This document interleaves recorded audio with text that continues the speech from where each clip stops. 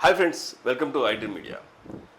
ప్రస్తుతం దసరా సమీపిస్తుంది. దసరాలో శరన్నవరాత్రులు, దేవీ నవరాత్రులు రకరకాలుగా పిలుస్తూ ఉంటారు. ఏదైనప్పటికీ పూర్తిగా ఆ శరన్నవరాత్రుల్లో ఏమేమి పూజలు చేస్తారు, ఎట్లా చేస్తారు, ఏంటి, రేపొద్దున అమ్మవారికి పెట్టే పలహారాల్లో నైవేద్యంలో సంబంధించి రోజుకొక నైవేద్యం ఎందుకు పెడతారు, ఇవన్నీ కూడా ఒకసారి మనం ప్రముఖ రాజమండ్రికి చెందినటువంటి ప్రముఖ సిద్ధాంతి కాలభైరవ స్వామి ఉన్నారు, ఆయన అడిగి మరిన్ని విషయాలు తెలుసుకుందాం. నమస్కారం స్వామి. నమస్తే స్వామి. స్వామి, ఒకటి ఎందుకంటే నేను చాలామంది దగ్గర విన్నాను, చాలా రహస్యంగా కూడా ఉంటుంది ఈ విషయాన్ని. ఎందుకంటే అది అడగచ్చా లేదా నాకు తెలియదు, కానీ నేను మిమ్మల్ని అడుగుతాను ఖచ్చితంగా. యాక్చువల్గా దేవీ నవరాత్రుల్లో రాత్రిపూట రహస్యంగా పూజలు చేస్తారు. అసలు అది ఏంటి? ఎందుకంటే అది సామాన్య పబ్లిక్కి తెలియదు, చాలామందికి. ఇది ఆ క్యూరియాసిటీ నాకుంది, నేను అడుగుతున్నాను, మీరు చెప్తారని. తప్పకుండా స్వామి. నవరాత్రులు అంటే ముఖ్యంగా 9 రాత్రులు. ఈ నవరాత్రుల విషయానికి వచ్చేటప్పటికి మనకు 4 ముఖ్యమైనటువంటి నవరాత్రులు ఉన్నాయి. మనకు ఒకటి రాజశ్యామల నవరాత్రులు, మనము మాఘమాసంలో చేస్తాం.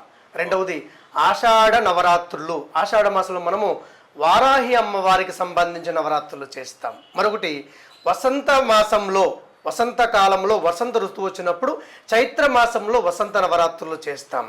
ఈ యొక్క 3 నవరాత్రుల కంటే భిన్నమైనటువంటి నవరాత్రులు శరన్నవరాత్రులు. ఆషాఢ మాసంలో, అలాగే మాఘ మాసంలో, చైత్ర మాసంలో వచ్చేటటువంటి నవరాత్రులకు విధి విధానాలు, అలాగే మంత్ర సంబంధమైన వ్యవహారాలు ఎలా ఉన్నా కానీ, ఇక్కడ దేవీ నవరాత్రులలో కొంతమంది ఉపాసకులు, పండితులు, సాధకులు, అలాగే దేవి ఉపాసన చేసేటటువంటి వారు, దశమహావిద్య సాధన చేసేటటువంటి వారు ముఖ్యంగా రాత్రి కాలంలో ఎందుకు సాధన చేస్తారు అంటే, మనకు మన జీవితంలో ఉన్నటువంటి సమస్తమైనటువంటి పాప ప్రక్షాళన జరగడం కోసం, మరియు జీవితంలో ఉన్నటువంటి సమస్తమైనటువంటి దుఃఖ నివారణ కోసం, మరియు అనంతమైనటువంటి శక్తి పొందడం కోసం ఈ దేవీ నవరాత్రులలో 9 రాత్రుల పాటు ప్రత్యేకంగా, రాత్రి అంటే చంద్రోదయ కాలము నుండి ప్రారంభమై, అంటే సుమారుగా 5:45 నుండి వారి శక్తి మేరకు రాత్రి 11 అయినా 12 అయినా 1 గంట అయినా సరే సాధన చేస్తారు. ఇక్కడ ఏం సాధన చేస్తారో అంటే, బాహ్య సంబంధమైనటువంటి వ్యవహారాలన్నింటినీ కూడా పక్కన పెట్టి మనసా వాచా కర్మేణ అమ్మవారి యొక్క మంత్రం జపం చేస్తారు. ఇక్కడ మంత్రము అంటే కొంతమంది వారికి వారు గురువులు ఉపాసన చేసినటువంటి మంత్రం ఒకటైతే, కొంతమంది ఈ లౌకిక వ్యవహారాలలో ఉన్నటువంటి సాంసారిక జీవితంలో ఉన్నటువంటి వారికి గురు పరంపరా తత్వములతో కూడినటువంటి కొంతమందికి వారు ఎక్కడో ఏదో ఒక మంచి మంత్రాన్ని చూస్తారు. ఎవరో గురువు గారు ఈ మీడియాలో ఏదైనా చెప్పినటువంటి మంత్రం కానీ, లేదంటే ఏదైనా ఒక పండితుడు, ఒక గురువు పుస్తకంలో రాసిన మంత్రం కానీ వారు చదవడానికి ప్రయత్నం చేస్తారు. అది ఏ మంత్రమైనా సరే ఈ 9 రోజుల పాటు రాత్రి కాలములో జపం చేయడం చేత, కేవలం మంత్రాన్ని ఉచ్చరించడం చేత మనము ఏదైతే కావాలని కోరుకుంటున్నామో ఆ సమస్తమైనటువంటి కోరికలను కూడా నెరవేర్చుకోవచ్చని ప్రగాఢంగా విశ్వసిస్తారు. అందుగురించే చాలామంది రహస్యంగా ఈ యొక్క అమ్మవారి యొక్క మంత్ర సాధన, మంత్ర అనుష్ఠానం చేస్తూ ఉంటారు. సామాన్య ప్రజలందరూ కూడా, ఐడియం ప్రేక్షకులందరికీ కూడా తెలియజేస్తూ ఉన్నాను, మీరు ఎవరైనా సరే, స్త్రీలైనా పురుషులైనా పిల్లలైనా పెద్దలైనా, శక్తి సామర్థ్యాలు కావాలనుకుంటే, అలాగే మీరు జీవితంలో అనుకున్నటువంటి సమస్తమైన లక్ష్యాలు సాధించాలని కోరుకుంటే, మీరు తలపెడుతున్న ప్రతి వ్యవహారంలో విజయం కావాలని కోరుకుంటే, ఆ దుర్గామాత యొక్క, మహాచండీ అమ్మవారి యొక్క అనుగ్రహం కావాలని కోరుకుంటే, మీరు కూడా ఈ 9 రోజుల పాటు అమ్మవారి యొక్క మంత్రం జపం చేయడానికి ప్రయత్నం చేయండి. ఈ మంత్రము నవార్ణ మంత్రం అంటాము, నవచండికా మంత్రం అంటాము. మీరు 9 రోజుల పాటు మీ శక్తి కొలది 3 మాలలు, మాల అంటే 108 మార్లు.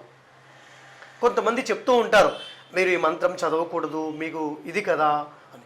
ఇక్కడ మంత్రము చదవడానికి మనకు మంత్రం పట్ల శ్రద్ధ ఉంటే సరిపోతుందని మహానుభావులు అందరూ తెలియచేస్తూ ఉంటారు.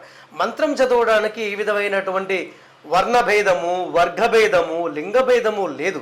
ప్రతి మనిషి కూడా తన జన్మ సార్థకత కోసం నిత్యం ప్రయత్నం చేస్తూ ఉంటారు. ఆ జన్మ సార్థకత కోసం ప్రయత్నంలో భాగంగా మనము పరమాత్మ యొక్క ఆరాధన చేస్తూ ఉంటాం. ఆ పరమాత్మ యొక్క ఆరాధనలో భాగం జగత్ సర్వం మంత్రాధీనం అంటుంది మంత్రశాస్త్రం. జగత్ మొత్తం అంతా కూడా మంత్రములో నిమిడీకృతమై ఉంటుంది.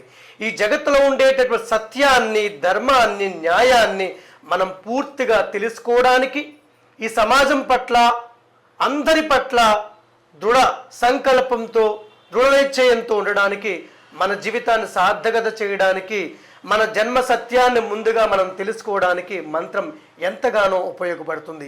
ఈ యొక్క మహామంత్రం 9 రోజుల్లో జపం చేయాల్సిన మహామంత్రం నవార్ణ చండీ మంత్రము. ఈ మంత్రము ఓం ఐం హ్రీం క్లీం చాముండాయై విచ్చై. ఈ మంత్రం మీరు జపం చేయండి. అమ్మవారి యొక్క అనుగ్రహానికి పాత్రులు కండి. శుభం.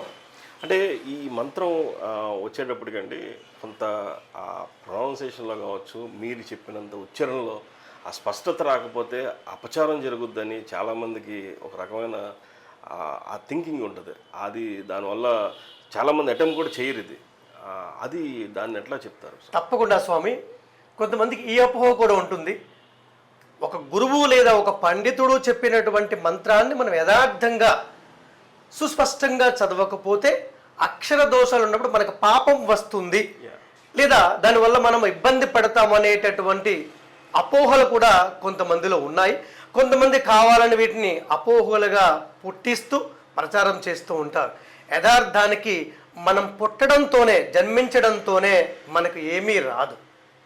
మనం చేస్తున్నటువంటి సాధన ప్రకారం, ఉదాహరణకి మనము పాఠశాలలో జాయిన్ అయిన తర్వాత, పాఠశాలకు వెళ్ళిన ప్రారంభించిన రోజునే మనకు ఆ యొక్క అక్షరం ఏంటో మనకు తెలియదు. ఆ అక్షరాన్ని ఏ విధంగా పలకాలో కూడా మనకు తెలియదు. ఆ అక్షరాన్ని ఏ విధంగా దిద్దాలో అని కూడా తెలియదు. అక్కడ ఉండేటటువంటి ఆ యొక్క గురువు ఆ యొక్క అక్షరాన్ని ముందుగా ప్రణవ బీజాక్షరం ఓం అనేటటువంటి అక్షరాన్ని మన యొక్క చేత్తో రాయిస్తారు. ఒక 11 మార్లు చెప్పిస్తారు.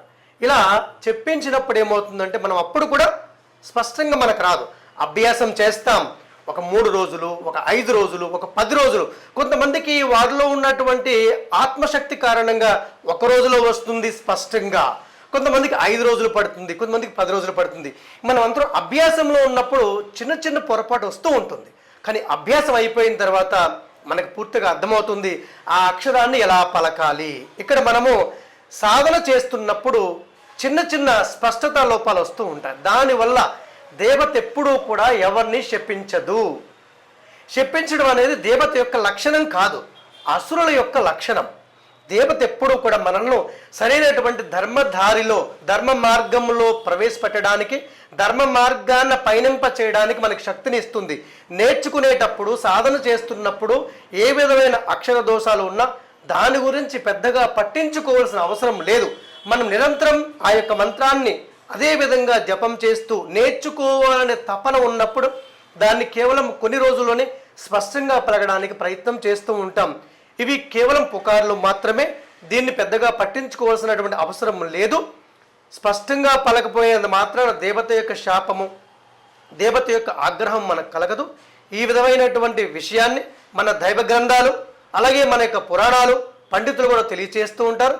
ఈ విధమైన అపోహలన్నీ కూడా పక్కన పెట్టి మీరు అమ్మవారి యొక్క మహామంత్రం మీరు నేర్చుకోండి. ఒక 3 రోజుల్లో వస్తుంది. లేదా ఒక 108 మార్లు మీరు చదివారు అనుకోండి, 109వ మారు నుండి మీకు సుస్పష్టంగా వస్తుంది. మనిషి అనుకుంటే ఈ ప్రపంచంలో సాధించలేనిదంటూ ఏమీ లేదు. మీరు కూడా ఈ రోజున ఈ మంత్రం నేను చదవాలి, జపం చేయాలి అని మీరు అనుకుంటే ఖచ్చితంగా మీరు ఈ రోజున మీరు 108 మార్లు జపం చేసిన తర్వాత 109వ మారు నుంచి సుస్పష్టంగా మీరు పూర్తిగా చదివేటటువంటి అవకాశం ఉంటుంది. ఏ విధమైన అపోహలు పెట్టుకోవద్దు. దేవత ఎవరి పట్ల కూడా ఆగ్రహాన్ని కలిగించదు, కోపాన్ని కలిగించదు. దేవత ఎప్పుడూ కూడా మనకి శుభాన్ని, శక్తిని, సంపూర్ణమైనటువంటి అభీష్ట సిద్ధిని ఇస్తుంది. శుభం స్వామి. నమస్కారం.